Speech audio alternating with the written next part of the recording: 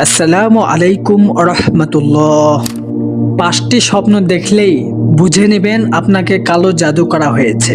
কালো জাদু মূলত কি এবং এর চিকিৎসা কি, বিস্তারিত জানতে ভিডিওটি শেষ পর্যন্ত দেখার অনুরোধ রইল। কালো জাদু করার সময় যেসব মন্ত্র পাঠ করা হয় সেখানে আল্লাহ তাআলা এবং রাসূলুল্লাহ সাল্লাল্লাহু আলাইহি ওয়াসাল্লামকে অস্বীকার করা হয়। কালো জাদুতে আল্লাহ তাআলা এবং রাসূলুল্লাহ সাল্লাল্লাহু আলাইহি ওয়াসাল্লামের শানে বেয়াদবি করা হয়, অপমানজনক কথা বলা হয়। কালো জাদুকররা শয়তান এবং জিনের সাহায্য নিয়ে থাকে। ইবলিশ এবং তার সহচরদেরকে মাবুদ বলে স্বীকৃতি দেয়। নাউজুবিল্লাহ। পবিত্র কোরআনকে উল্টো করে অথবা বিকৃতি করে পাঠ করা এবং লেখা হয়। এ কারণেই আলী রাদিয়াল্লাহু তাআলা আনহু কালো জাদুকরদেরকে খুঁজে খুঁজে এক এক করে হত্যা করতেন। তাহলে কিভাবে বুঝবেন আপনাকে কালো জাদু করা হয়েছে? যে 5টি স্বপ্ন দেখলে বুঝবেন আপনাকে কালো জাদু করা হয়েছে।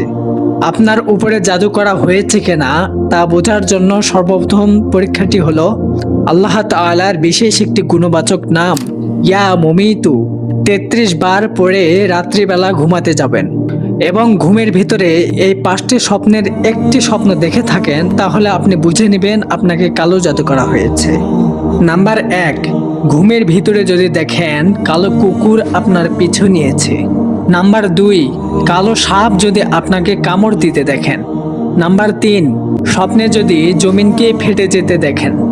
নাম্বার 4, কালো কাক যদি আপনার মাথার উপরে ঘোরাফেরা করে।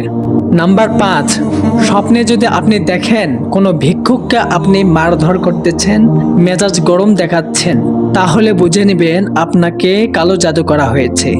জাদু টোনার জন্য আমরা চলে যাই বিভিন্ন ফকির ও দরবেশের কাছে, অথচ রাসূলুল্লাহ সাল্লাল্লাহু আলাইহি ওয়াসাল্লামের সুন্নাহ ও পবিত্র কোরআনের দিক নির্দেশনা মেনে চলার মাধ্যমেই আপনি সহজেই এই কালো জাদু থেকে রক্ষা পেতে পারেন।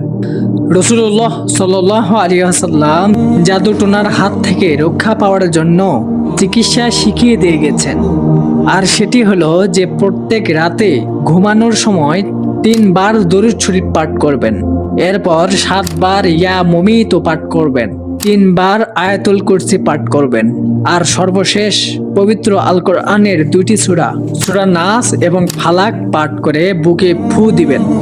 এই নিয়ম অনুসরণ করলেই যত বড় ভয়ঙ্কর জাদুই হোক না কেন আপনার কোনো ক্ষতি করতে পারবে না। আল্লাহ তাআলা আমাদেরকে সকল বিপদ আপদ মুসিবত থেকে রক্ষা করুন। আমিন।